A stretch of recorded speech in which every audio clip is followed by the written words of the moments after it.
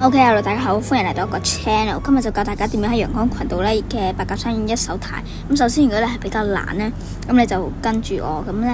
又貼住嗰啲柱，但係你唔好撞上去。跟住咧，你見到咧，你嘅左手邊應該會有粒柱嘅，咁大概靠近咧，跟住你就用全力轉去右邊，跟住咧就有陣時候放下鬆，跟住。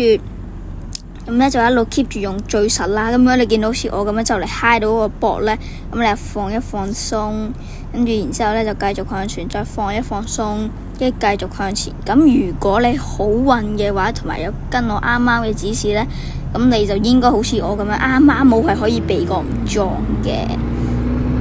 係咯。下一個就比較簡單啲啦，咁例如呢架單層巴士或者其他單層巴士都係咁鬼簡單嘅，咁你就沿住貼住嗰啲柱啦，跟住咧又加快，其實你加到25都可以，不過你嚟到呢度就一定要剎車，咁咧如果你有即係同啱啱差唔多，咁你就一定係轉到嘅，除非你轉下無啦啦放咗手，跟住就係啦。